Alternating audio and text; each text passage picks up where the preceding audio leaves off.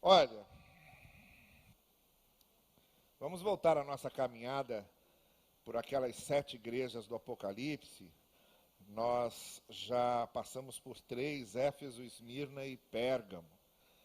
Interrompemos a nossa caminhada nessas reflexões nesse último final de semana por causa do congresso, desse abençoado, festivo congresso que tivemos. E retornamos agora, então, ao capítulo 2 do livro de Apocalipse. Nós vamos falar sobre a igreja de Tiatira, a partir do verso 18. Eu já havia dito, explicado, mas só para recontextualizarmos, porque sempre há alguém que está ouvindo aí, pegando já o trem andando, então só para retomarmos algumas coisas. O João de Patmos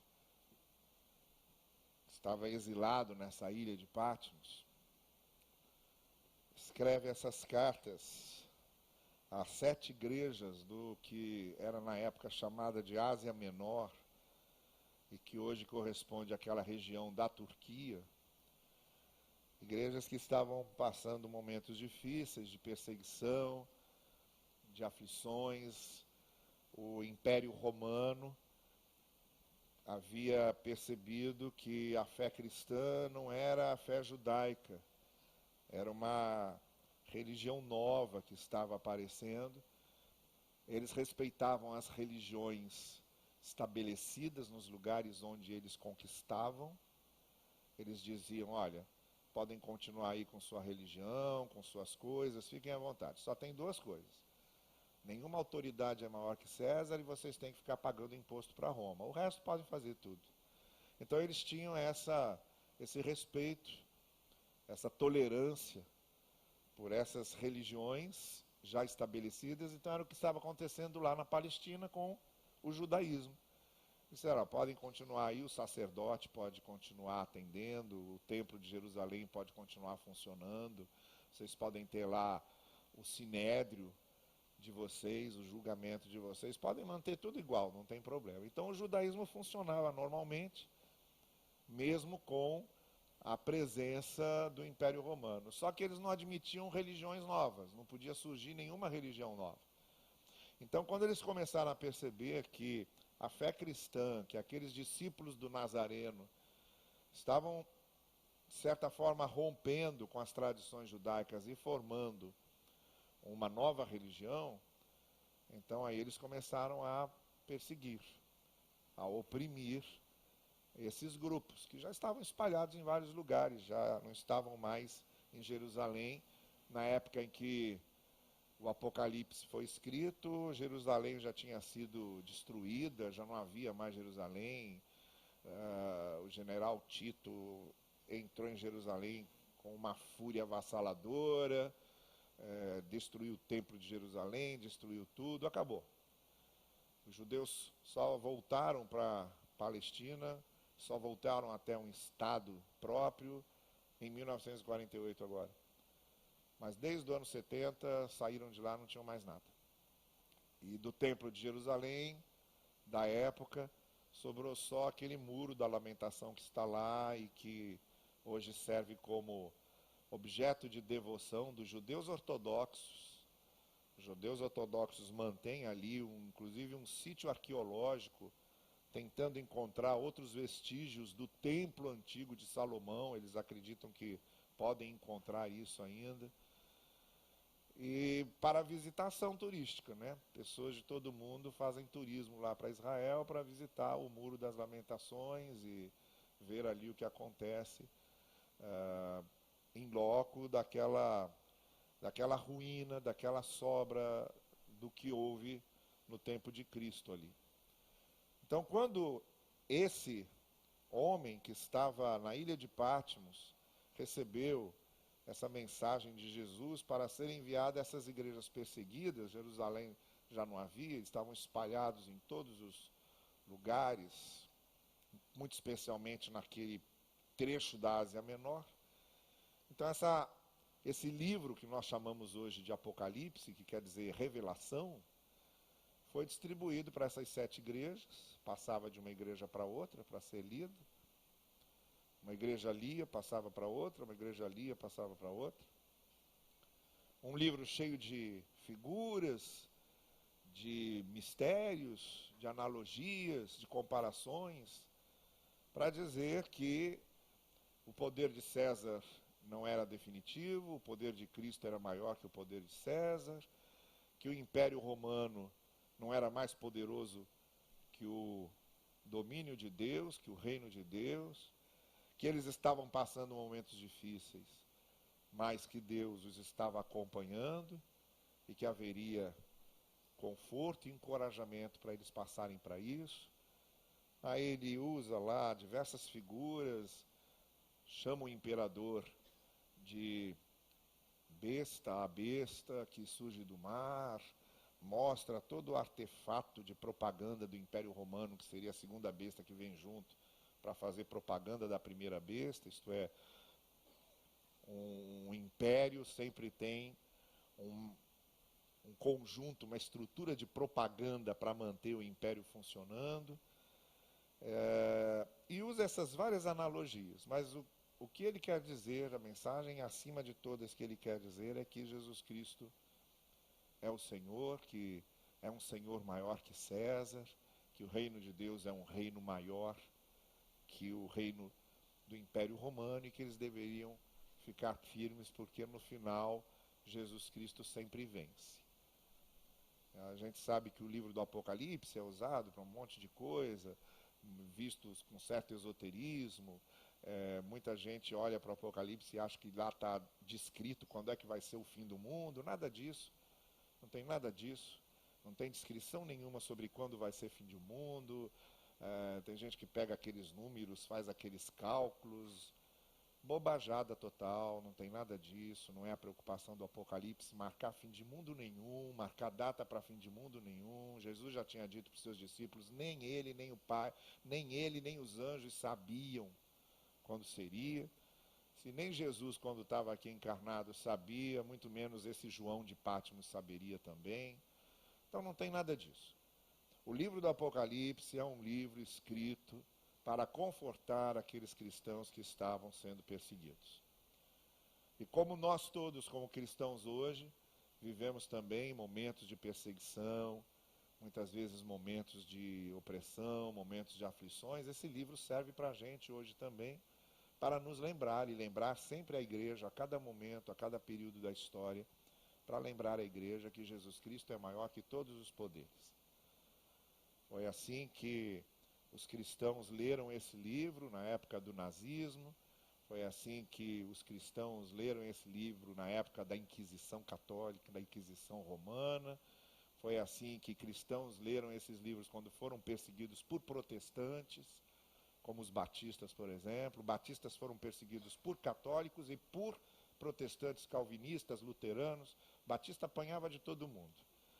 Protestante apanhava de católico, agora batista apanhava de todo mundo. Porque luteranismo, calvinismo queriam a igreja junto lá com o Estado, e os batistas nunca aceitaram igreja com o Estado. Nunca aceitaram a igreja participando de poder, em consórcio com poder, nunca aceitaram isso. Então foram perseguidos. Então é nesses momentos de perseguição que esses grupos perseguidos liam o Apocalipse para se confortar. Porque aí, como aconteceu lá com a igreja do primeiro século, eles também eram confortados, lembrando, olha, o nosso Senhor é maior do que esses que estão nos perseguindo. E o reino dele é maior do que esse reino que está nos perseguindo. Então é uma literatura que serve hoje porque a igreja, de vez em quando, passa momentos difíceis. E por isso, de vez em quando, precisa desse mesmo fortalecimento e encorajamento que os cristãos do primeiro século tiveram. A gente está vendo essas 7 cartas, e nós estamos lá na carta de Tiatira, que é uma outra igreja, também ali da Ásia Menor, também ali daquela região onde hoje está a Turquia.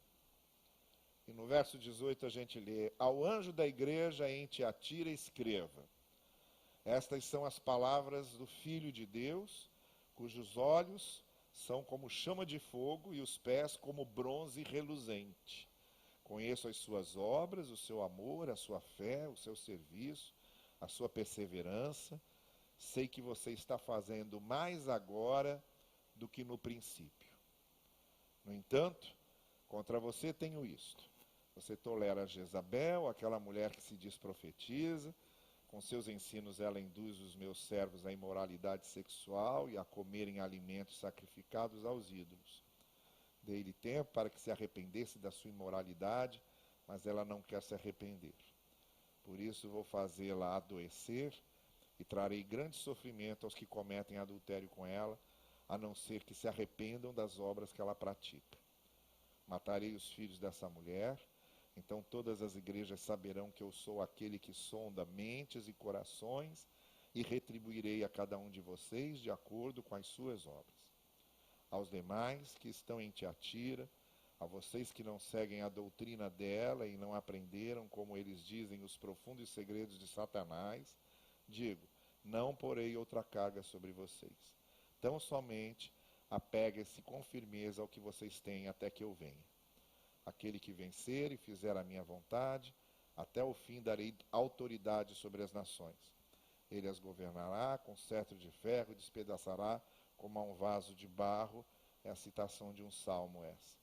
Eu lhe darei a mesma autoridade que recebi de meu Pai, também lhe darei a estrela da manhã. Aquele que tem ouvidos, ouça o que o Espírito diz às igrejas. Bom, nós vamos fazer o que a gente tem feito sempre. Pegar o que é essencial aqui. Há várias figuras, cada uma delas tem uma interpretação. O que significa aqui olhos com chama de fogo, o que significa pés de bronze, o que significa estrela da manhã. Tudo isso não tem só uma explicação, tem várias. Cada um interpreta de um jeito, e essa dificuldade de encontrar o que realmente essas coisas significam vem justamente do fato de serem analogias, serem figuras com uma amplitude de interpretações possíveis. Então a gente não vai entrar nesse caminho. Esse é um caminho para quem está fazendo exegese desse texto e vai entrar nessas miuçalhas, nesses detalhes. Não é o nosso propósito aqui. O nosso propósito aqui é pegar a essência do ensino de cada uma dessas cartas. O que Jesus Cristo está dizendo a eles aqui. Nessa cidade de Tiatira, tudo indica, pelo que a gente lê aqui, que há alguém ali falando em nome do Evangelho, mas que são coisas que não têm nada a ver com o Evangelho. Pelo contrário, em nome do Evangelho está indicando caminhos que vão ao contrário do que o Evangelho ensina. É isso que fica aqui a impressão, até por causa da figura que ele usa de Jezabel, que é aquela rainha que se casou com o rei Acabe, uma rainha pagã e que influenciou Acabe a tornar todo o reino do norte reino pagão, a introduzir a adoração a Baal, a criar o sacerdócio de Baal, e Jezabel ficou como essa figura de influência maligna.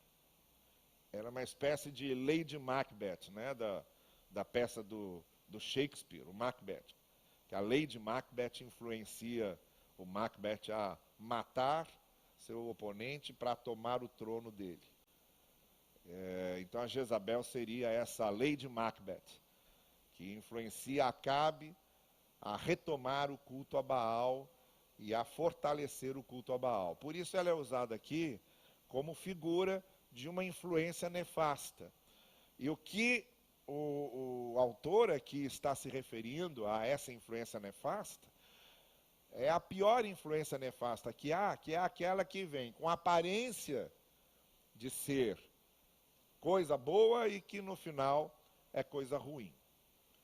O que ele está se referindo aqui ao usar a figura de Jezabel é dizer para esses cristãos, olha, tem muita gente aí que está usando o nome do Evangelho, falando a vocês do Evangelho, em nome do Evangelho, sem ser coisas do Evangelho. Desvirtuando a verdadeira essência do Evangelho. E aí seguindo para uma série de outros caminhos. Bom, esse é o contexto. E o que eu queria destacar aqui são 3 frases dessa carta, que nos servem muito, porque nós também estamos vivendo uma situação muito típica hoje. Estamos num país em que os evangélicos têm crescido assim de uma forma espantosa, consistente, numerosa, muito especialmente a partir do fenômeno do neopentecostalismo na década de 70. Então, enquanto eram só essas denominações históricas, batistas, presbiterianos, metodistas, congregacionais, foi havendo lá um crescimento, mas nada assim tão numeroso, repentino. Mas a partir da década de 70, com o neopentecostalismo se instalando, e aí o crescimento foi acelerado, grande, numeroso e midiático. Hoje estão na mídia de uma forma bastante presente. Então nós estamos vivendo um momento no Brasil em que a força evangélica hoje ela é inegável. E é justamente nesse momento que tudo se fala em nome do Evangelho. Tudo é Deus, tudo é Cristo, tudo é Evangelho, tudo é Bíblia, tudo é Palavra de Deus, está tudo nesse... Ninguém vai falar nada sem falar em nome de Evangelho, sem falar em nome de Bíblia, sem falar em nome de Deus. É o que normalmente se faz. Quando alguém quer defender alguma ideia, vai usar a Bíblia. Quando alguém quer defender alguma posição, vai dizer que é o Evangelho que está ensinando isso. A questão é se é realmente. A questão é se é realmente. Se aquilo que está sendo dito, como se Jesus tivesse ensinado, como se o Evangelho ensina, é realmente daquela forma. Como normalmente o povo crente costuma confiar muito nos seus líderes, naqueles que os ensinam e naqueles que pregam a eles, raramente eles vão conferir se foi aquilo mesmo, se é aquilo mesmo, e vão partir para próprias pesquisas. Como fizeram, por exemplo, os moradores de Bereia, quando Paulo chegou lá. Paulo chegou, começou a pregar o Evangelho e usava as Escrituras, mostrando... Escritura para ele era o que a gente chama de Antigo Testamento hoje, mostrando o que dizia lá e o que podia ser aplicado, e foi falando, foi ensinando, e os bereanos, diz o texto lá de Atos, iam conferir se aquilo realmente era correto, se o que ele havia dito era realmente, batia realmente com o que as Escrituras diziam. Mas isso é muito raro, não é a postura da maioria. A postura da maioria é ouvir e simplesmente acreditar, não vai atrás conferir. Então a questão não é o que está sendo falado em nome do Evangelho, a questão é que aquilo que está sendo realmente corresponde ao Evangelho. Então nós estamos aqui vivendo uma situação muito típica disso, em que muita coisa se fala em nome do Evangelho, se ensina em nome do Evangelho, se ensina em nome de Bíblia, e muitas vezes aquilo não tem nada a ver com a Bíblia, não no que realmente está escrito, não no propósito real do autor, não no que realmente está ali no contexto próprio. Então é uma questão de desvirtuamento mesmo do ensino original. Mas como vem em nome do Evangelho, como vem em nome de Deus, é aceito normalmente com maior passividade. Nós estamos vivendo um momento desse no país, e eu acho que algumas recomendações aqui então tiveram a ver com Tiatira e tem a ver com a gente. Então a gente precisa recordar algumas expressões aqui que nos ajudam num momento como esse, como ajudaram ali a igreja de Tiatira. Eu quero me referir só a 3. A primeira é a expressão que está no verso 19. Na expressão no finalzinho do verso 19. Sei que você está fazendo mais agora do que no princípio. Então houve aqui uma palavra de elogio ao que a igreja de Tiatira estava fazendo. Conheço sua obra, conheço seu amor, conheço sua fé, conheço o seu serviço, conheço sua perseverança. Mas o principal elogio é esse. O que você está fazendo agora é mais do que o que você fez no princípio. Em outras palavras, em vez de você se acomodar, em vez de você se formatar, em vez de você desanimar, o que eu noto, diz Jesus então a Tiatira, é que em tudo isso que vocês estão fazendo, vocês hoje são mais operosos, são mais fiéis, são mais envolvidos do que no princípio. E isso tem a ver com maturidade. Isso tem a ver com crescimento. Isso tem a ver com a fé que cresce, que se desenvolve, que se enraiza ainda mais. Isso tem a ver com a espiritualidade que é afinada. Isso tem a ver com a vivacidade da experiência com Deus, que vai se renovando, que vai se fortalecendo.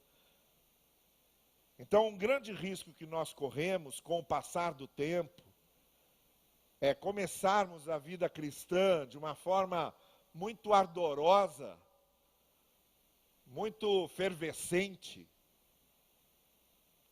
E a efervescente eu estou me referindo mesmo àquela cápsula de vitamina C que você coloca dentro da água, né?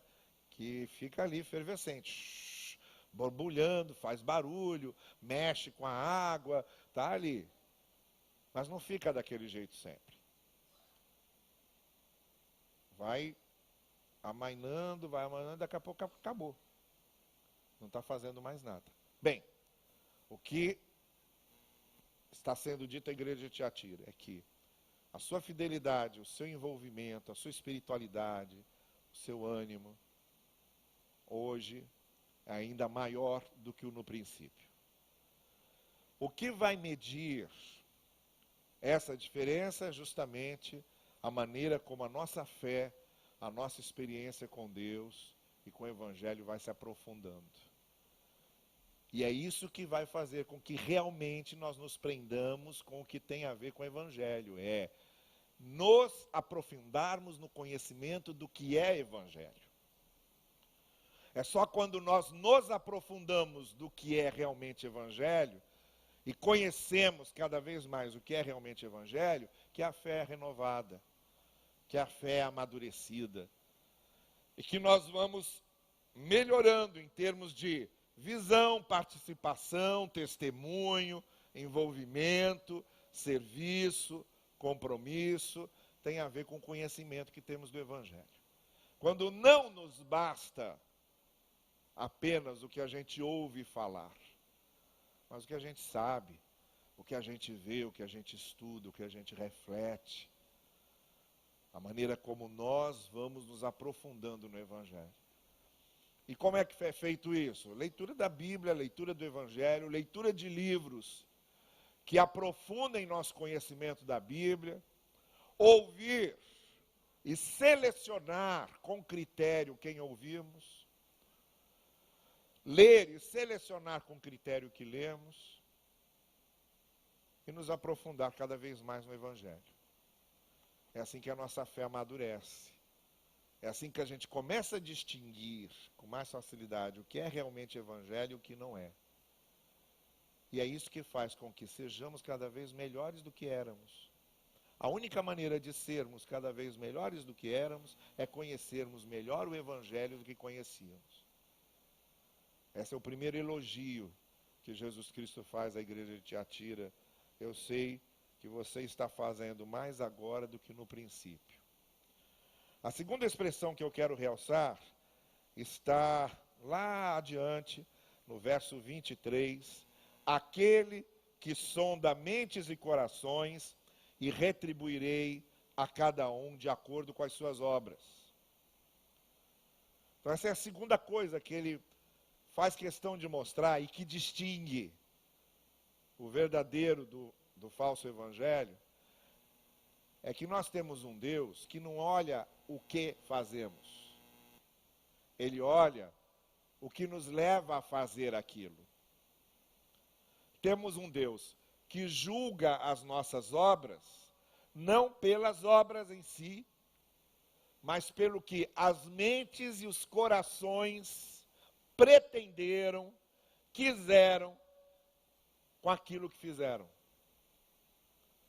Nós temos um Deus que dá prioridade àquilo que nos motiva a fazer o que fazemos. Que olha resultados a partir da perspectiva dos impulsos, das motivações, das razões, dos desejos para aqueles resultados. A igreja de Tiatira está sendo elogiada aqui porque as suas obras eram resultado do que mentes e corações realmente desejavam. É o que vinha dessa verdadeira motivação, desse impulso primeiro. O que é que nos motiva? O que é que nos move? O que estamos fazendo para o Senhor, o que estamos fazendo para a obra do Senhor, o que estamos fazendo para os outros, o que estamos fazendo para o próximo, o que estamos fazendo para a nossa família, o que é que nos move? Quais são os desejos de mentes e corações que estão por trás dessas ações? Essa é a segunda recomendação. E o segundo elogio. A terceira palavra vem lá adiante, quando ele, no finalzinho já, ele diz a eles, lá no verso 25, tão somente apeguem-se com firmeza ao que vocês têm. O problema de Jezabel e o problema dessas que falam em nome do Evangelho é que querem mostrar muitas novidades que atraem, muitos ineditismos que atraem. E o que está sendo recomendado a Tiatira é: apeguem-se ao que você já tem, que é mais importante. Nunca se esqueçam dessa essência. Nunca se esqueçam dessa base. Nunca se esqueçam desse fundamento. Isso aí é que é o mais importante. O resto é penduricalho. O resto é complemento. O resto, se serviu, serve. O resto, se dá para adaptar, a gente adapta. O resto, se dá para a gente usar, a gente usa. O que a gente não pode perder é essa base, esse fundamento, o que é mais essencial. Quando me perguntam o que é o Evangelho, na sua essência, eu não penso duas vezes em responder. O Evangelho se apresenta a nós como dom e como missão. É uma graça, vem a nós como dom, vem a nós como graça, vem a nós como concessão, vem a nós como misericórdia. Ele se apresenta como dom e ele é vivido como missão. A mesma graça que recebemos é a graça que a gente anuncia. A graça que recebemos é a graça que a gente transmite. A misericórdia que recebemos é a misericórdia com a qual convivemos. O presente que recebemos é o presente que damos. A bênção que Deus é para nós é a bênção que somos para os outros. Isso é Evangelho. Isso é Evangelho. Evangelho é experimentar a graça e ser graça. Receber a graça de Deus e agraciar a vida dos outros. Isso é Evangelho. É isso aí que a gente não pode perder. É disso que ele está falando. Prendam-se ao que vocês têm. O resto pode servir ou pode não servir. Pode ser útil durante um tempo ou pode deixar de ser. Mas essa base, esse fundamento principal é que faz do Evangelho uma novidade. É que faz o Evangelho ser boas novas. Agora eu quero encerrar só lembrando um personagem. que aparece lá em Atos 16. Quando Paulo chega na cidade de Filipos. E aí ele olha, onde que eu vou começar a pregar? Aí escolhe um grupo de mulheres que estavam em oração lá na beira de um rio. E havia entre essas mulheres uma que se chamava Lídia, que vendia púrpura. Púrpura era um tingimento para roupa. Usava para mudar a cor da roupa, para tingir a roupa. E a informação que é dada a respeito de Lídia é que ela era de Tiatira. Se a gente considerar cronologicamente que o Apocalipse foi escrito já depois do ano 70, na minha opinião foi escrito já quase no ano 90, pelas indicações históricas que a gente tem, e que o que aconteceu em Atos, aconteceu ali por volta do ano 55, 56, alguma coisa assim, um pouco antes, a gente pode concluir que aquela Lídia, que estava naquele grupo, que era de Tiatira, provavelmente foi a Lídia que levou a pregação do Evangelho para a cidade de Tiatira. E quem sabe, a gente não sabe. Quem sabe foi ela que começou a pregar o Evangelho em Tiatira. Agora, o que é que se diz de Lídia? Que ela era religiosa. Lídia participava de um grupo de oração. Lídia orava. Era uma mulher piedosa. E Jesus foi apresentado a ela. E Paulo foi apresentado a ela. Aí ela descobriu que o fato dela ser uma pessoa que orava ou que tinha uma religião não era a essência. Que a essência era ter Cristo. E com certeza, se foi ela que começou a falar em Tiatira, ela anunciava esse evangelho.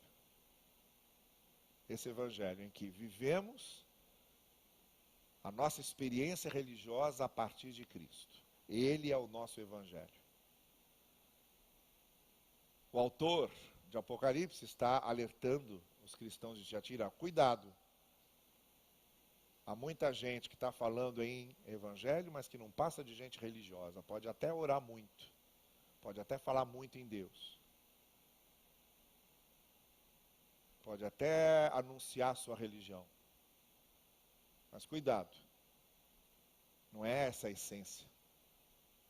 A essência do evangelho. Essa essência do evangelho, com certeza, Lídia aprendeu lá em Atos. E começou a viver assim. Aí ela foi uma mulher de oração, uma mulher de serviço, uma mulher de testemunho, mas a partir do que Cristo se transformou em sua vida. Esse é o evangelho. O evangelho não é só ser religioso, ler a palavra, orar, falar de Deus. O evangelho é viver a experiência religiosa, orar, ler a palavra a partir de Cristo. Ele é a base fundamental e a essência fundamental. É isso que o autor de Apocalipse lembrava à igreja de Tiatira. Isso que Lídia de Tiatira experimentou em Atos. E isso que nós somos instados a experimentarmos também, um evangelho cuja base seja de fato Jesus Cristo, e ele se torne a nossa grande referência para tudo o que pensamos e para tudo o que vivemos.